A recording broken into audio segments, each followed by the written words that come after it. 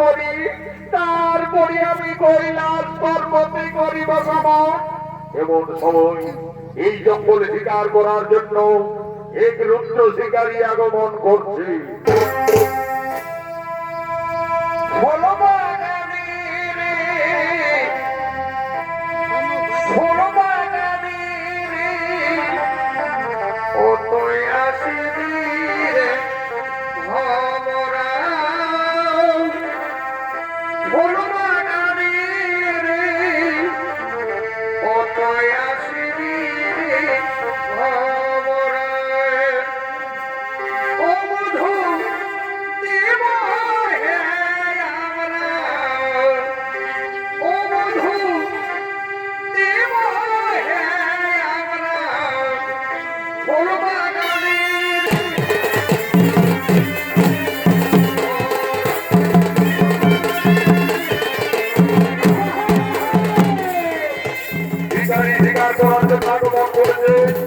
এই রুদ্র শিকারীর অভিনয়ে জগদীশ মাহাতো।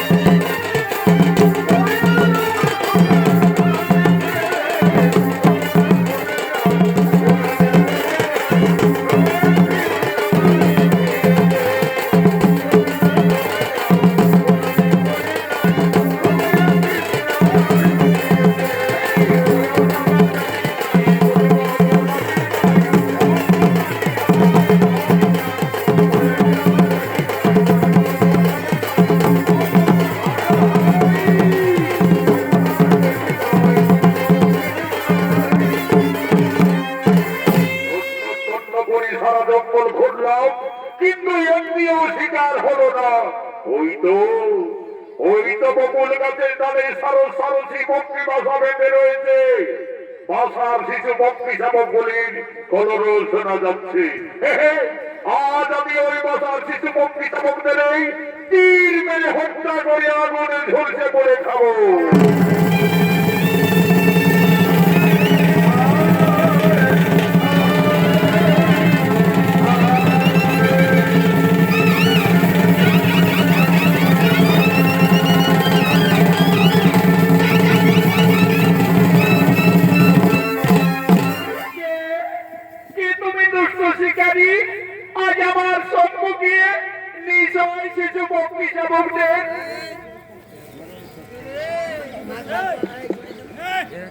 কারণে হত্যা করলে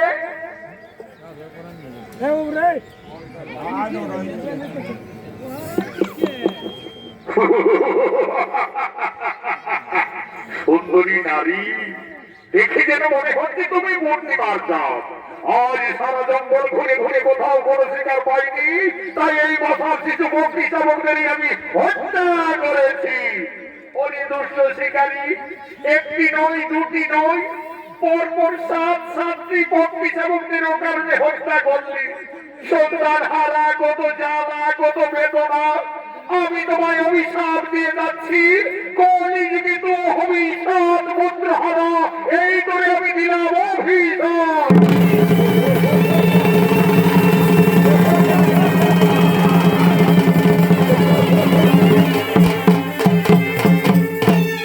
কলিযুগে হব অভিশাপ পুত্র হারা। অভিশাপ দিয়ে ওই সুন্দরী কোথায় এই জঙ্গলে অদৃশ্য হলো?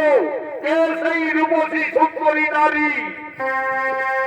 প্রভু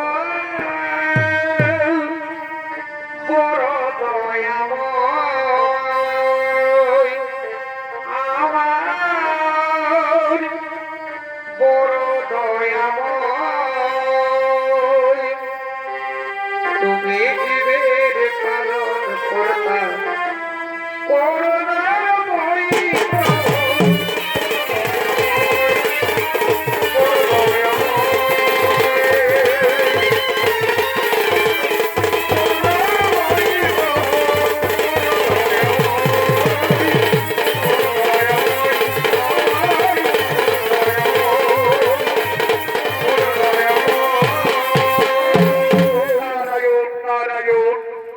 মহামণি দেবর্ষী নারদ হঠাৎ এই বনপথে।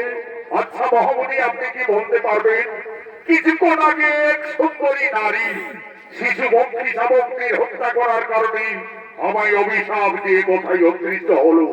কলিযুগে হব আমি সাত পুত্র হারা। সেই নারীটিকে নারায়ণ নারায়ণ এ শিকারী, তুমি তোমার পাপ ননে তাকে চিনতে পারলে না।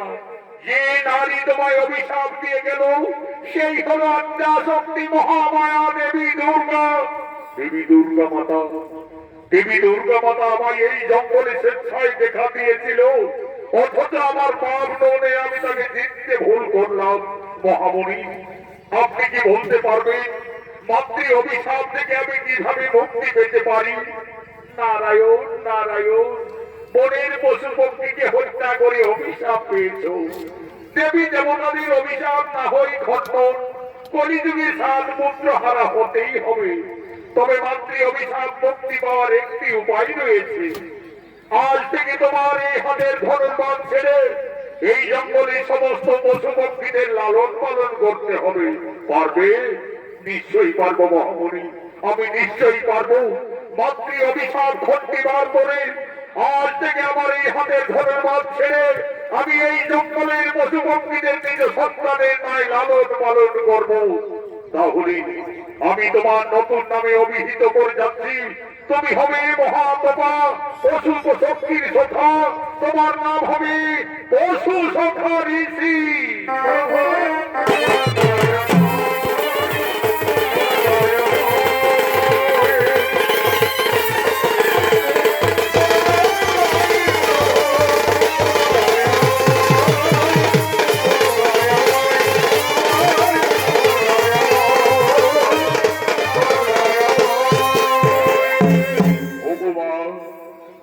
তুমি আমাকে অভিশাপ দিয়ে গেলে মা ছলনা করে।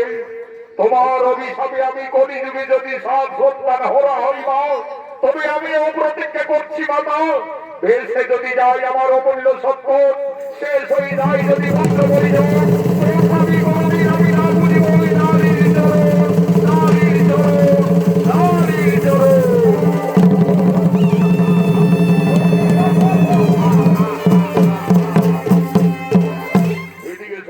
স্বর্গের বসন্ত উৎসব।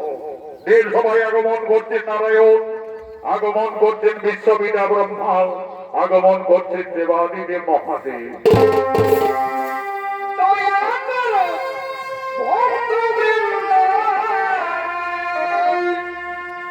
চরণ ধরি পাই যেন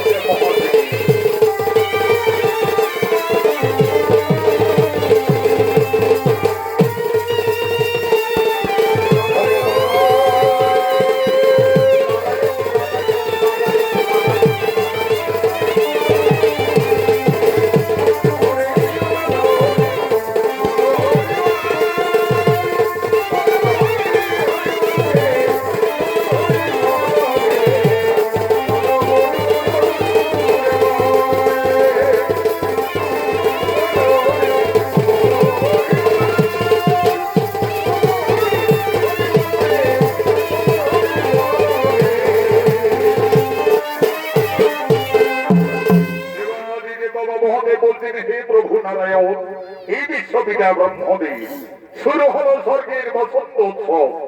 এই বসন্ত উৎসবে দেব সবাই সমস্ত দেবতাদের আনন্দ দেওয়ার জন্য নিত্যগীত করার জন্য আমি মনে মনে স্থির করেছি অপ্সরা উষা এবং অনিরুদ্ধকে। কোথায় কোথায় তোমরা অপ্সরা উষা অনিরুদ্ধ?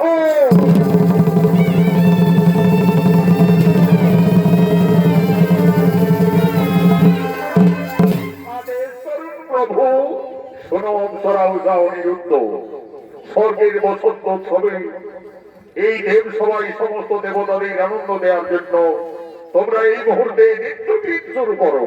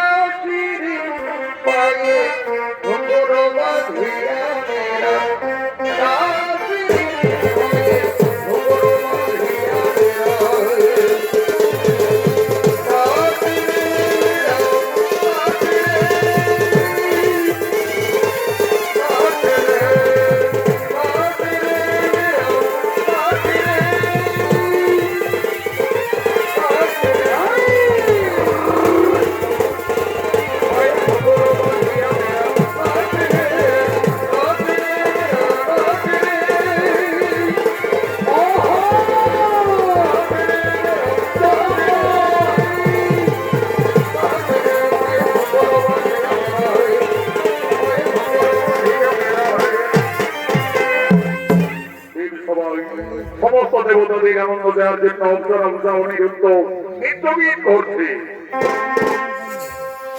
আর কে জানি গো, কে জানি গো,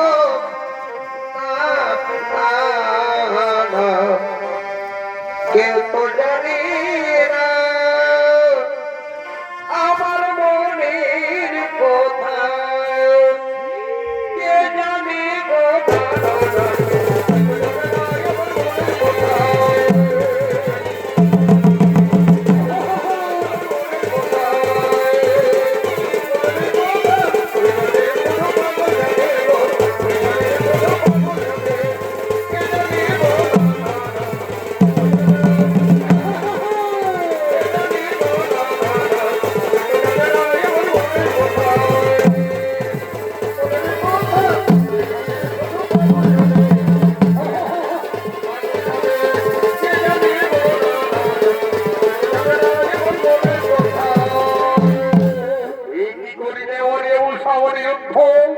অহংকারী মত্ত হয়ে যাবে আমাদের নিত্য সবাই করি তোমরা তাল ভক্ত। গুরুদেব গুরুদেব আমরা কিছুই বুঝতে পারিনি গুরুদেব, কিভাবে নৃত্য করতে করতে ব্যর্থ হয়ে গেল। ওরে ওরে উষা অনিরুদ্ধ, বয়সেরই দোষে অহংকারী মত্ত হয়ে যাবে আমাদের নিত্য সবাই করলে তাল ভক্ত। এই জন্য ছিন্ন করলাম, কেষ্টনা দিলাম তোদের অভিশাপ। যাও তোরা মানব হয়ে মানব করে জন্ম দেবে যাও।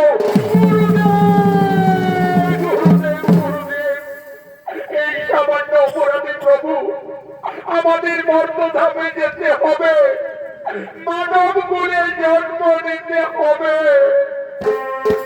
যেতে হবে মর্ত করে।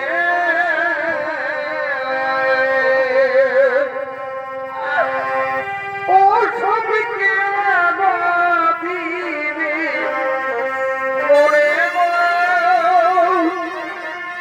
ও সবকে দিবে মরে গো,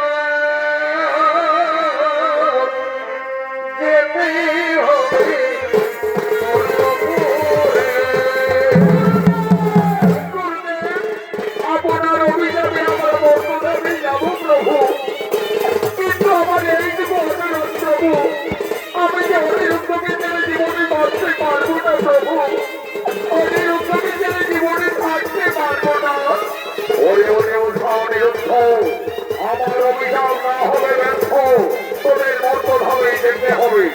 তবে যাও তোমাদের মনোবাসনা পূরণার্থে উভয়ের প্রতিমন্ত্রী মর্তধামে সম্ভাবনা থাকবে।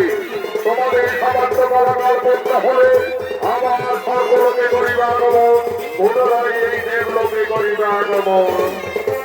যেতে হবে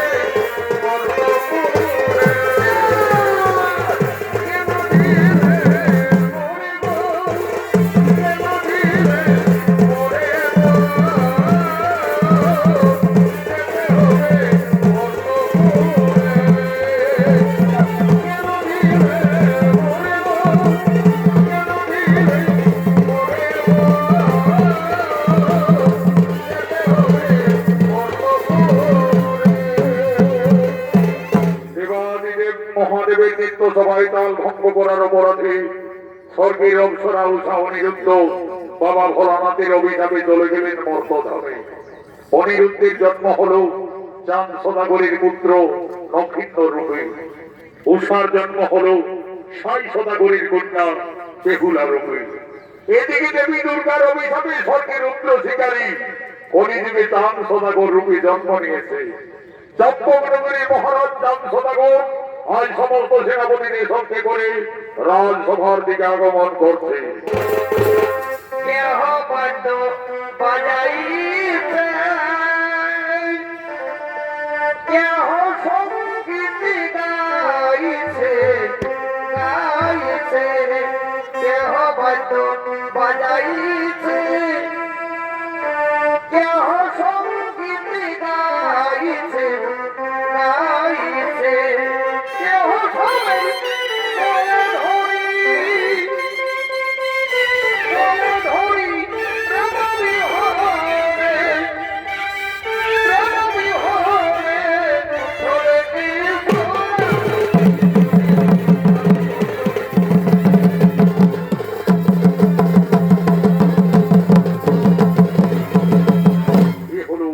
চম্পকনগরের অধিপতি মহারাজ চাঁদ সদাগর পূর্ব জন্মে ছিলেন স্বর্গের রুদ্র শিকারী।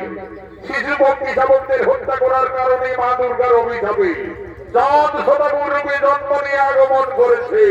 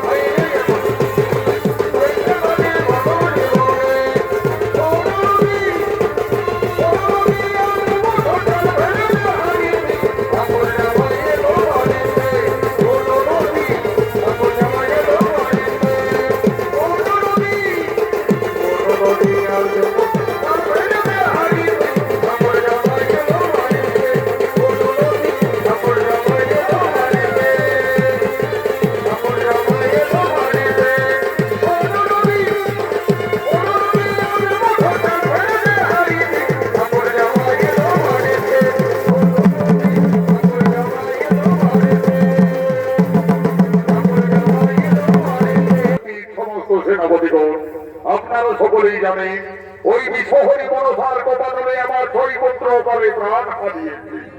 একমাত্র পুত্র নবীন তারও 12 বর্ষ সম্পন্ন হওয়ার পূর্বে বিধির বিধান নিয়ম অনুযায়ী আমাকে তাকে বিয়ের কাজ সম্পন্ন করতে হবে। এই গুরু মহর্ষি যুবরাজ নবীনের অস্ত্র শিক্ষা বিদ্যা শিক্ষা সম্পন্ন তো মহারাজ বিদ্যা শিক্ষা সম্পন্ন হলো, নক্ষত্রের অস্ত্র শিক্ষা এখনো বাকি রয়েছে মহারাজ। যাও গুরুদেব, নক্ষত্রকে জঙ্গল নিয়ে অস্ত্র শিক্ষা দিবে এবং আমার চম্পক নগরীর চারিদিকের সীমানা তাকে পরিষ্কার ভাবে বুঝিয়ে দিবে। তাই হবে মহারাজ, তাই হবে।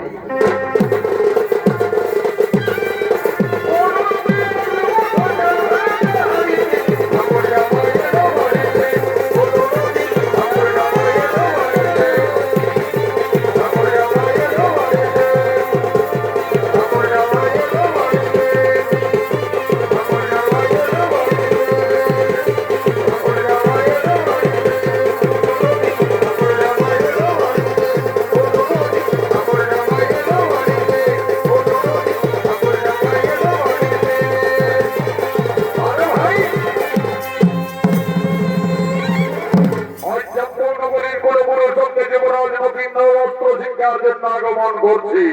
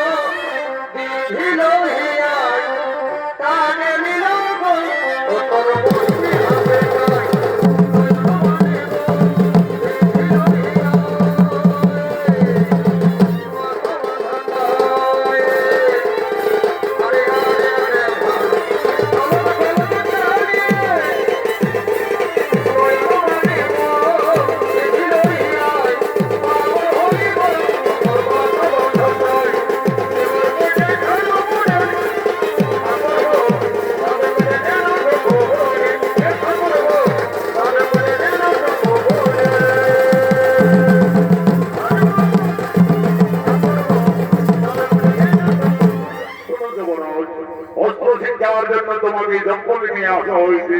লক্ষ্মীন্দর, তুমি অস্ত্র ধরো, আমার সঙ্গে অস্ত্র চালনা করো।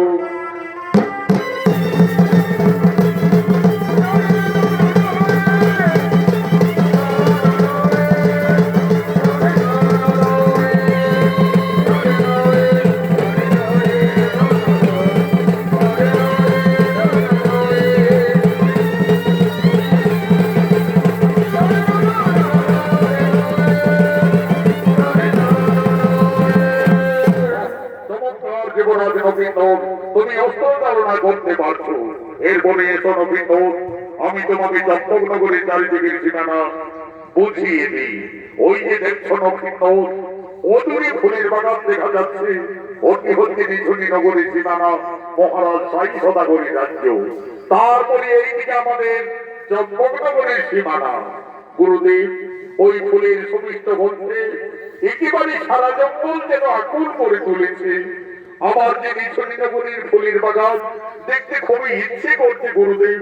আমাকে ক্ষণিকের মতো আদেশ দিন গুরুদেব, আমি নিছনিনগরীর ফুলের বাগান পরিদর্শন করতে চাই।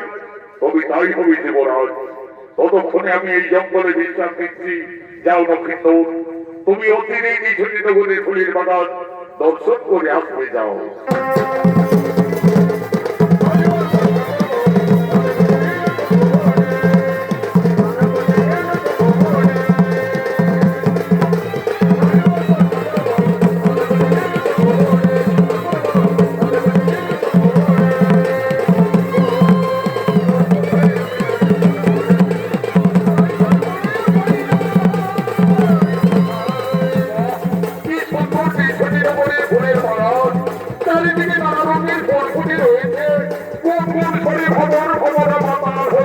ফুলের মতো বার করছে, এক ফুল থেকে অন্য ফুলে গিয়ে বসছে। কি বা স্বভাব হইতেছে। যাই, আমি আর একটু ফুলের বাগানে এগিয়ে যাই।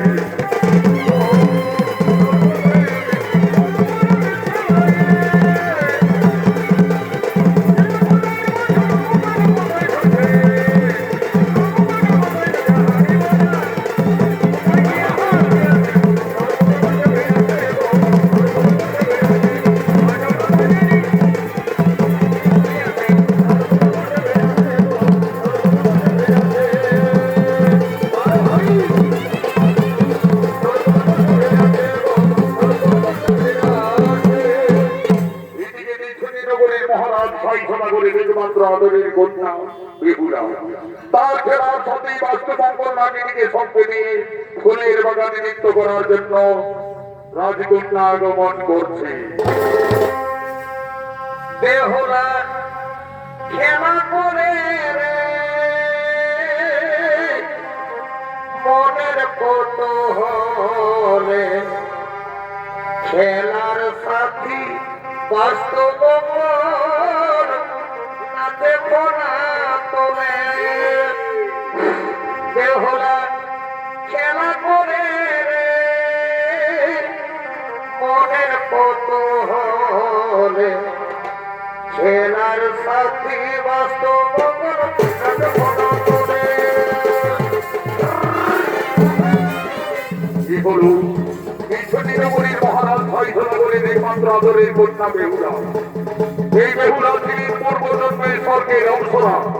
বাবা মহাদেবের নিত্য সভায় তার ভঙ্গ করার অপরাধে বাবা ভোলানাথের অভিশাপে সাই সোনাগরীর কন্যা বেহুলার জন্ম নিয়ে ফুলের বাগানে আগমন করেছে।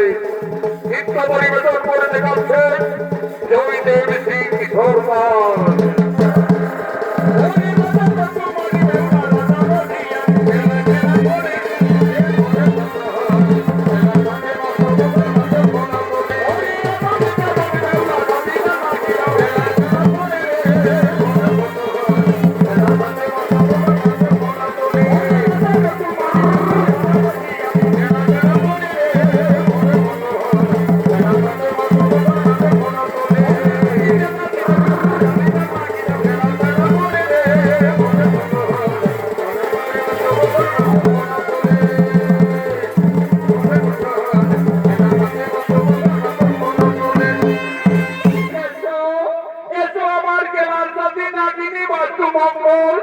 আমার সঙ্গে নৃত্য করো, খেলা করো।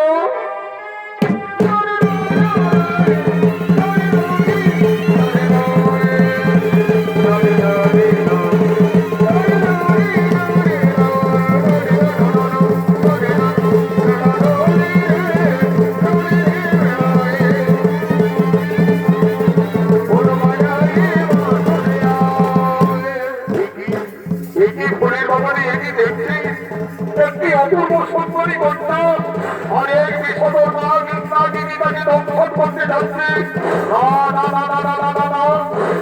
সদাগরীর মুদ্রা আমি দক্ষিণ ওই খলবতী বিষধর সর্পকে আজ আমি তীর মেরে বিনাশ করি।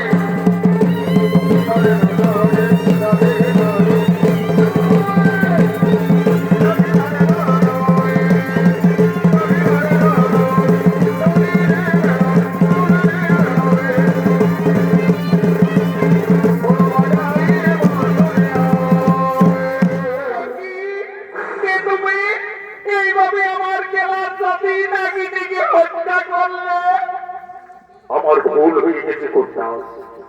আমি বুঝতে পারিনি যে এই নাগিনী তোমার খেলার সাথী।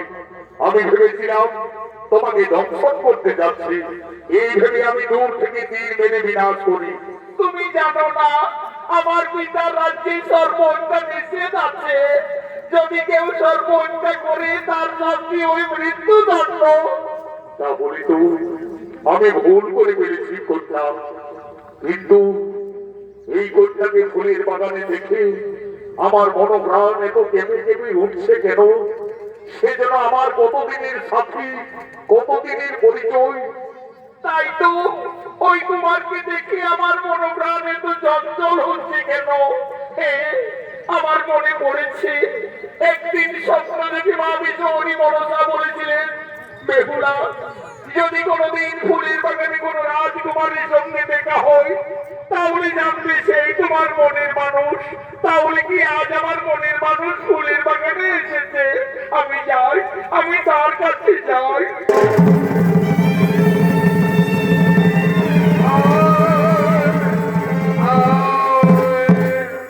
কি করলে কন্যা? না জেনে না বুঝে এই অপরাধীর গলায় এইভাবে তুমি ফুলের মালা পরিয়ে দিলে। না কুমার, তুমি অপরাধী নও বন্ধু। তুমি আমার জীবন সাথী, ইহকালের পরকালের সাথী। আমাকে স্বপ্নযোগী মা বিশ্বহরি মনসা বলেছিলেন, বেহুলা যদি কোনোদিন ফুলের বাগানে কোনো রাজকুমারীর সঙ্গে দেখা হয় তাহলে জানবে সেই তোমার মনের মানুষ। কুমার, তোমার পরিচয়? চম্পকনগরীর মহারাজ চাঁদ সদাগরীর পুত্র আমি দক্ষিণ। কিন্তু তোমার পরিচয়? আমি নিজনী নগরী রাজকন্যা পিতা মোর সাই সদাগর, আমি বেহুলা। সত্যি বেহুলা, প্রথম দর্শনে আমি তোমাকে ভালোবেসে ফেলেছি। এই যে দেবী দেবতাদের মিলন, এই শুধু আজ থেকে তুমি আমার হবে বেহুলা। তোমাকে ছাড়া আমি বাঁচতে পারবো না বেহুলা, তোমাকে ছাড়া আমি বাঁচতে পারবো না।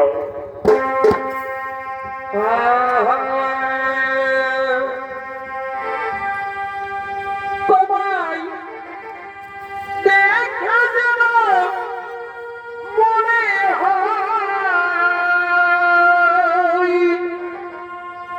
অনেক দিনের পরিচয়।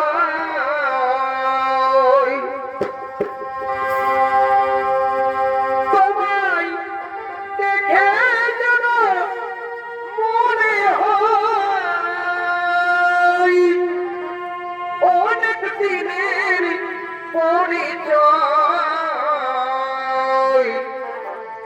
বারে বারে দেখিতে মন চাই রে প্রেম জানা, কি প্রেমে মোটাইলি বন্ধুয়া, কি প্রেমে মোটাইলি বন্ধুয়া।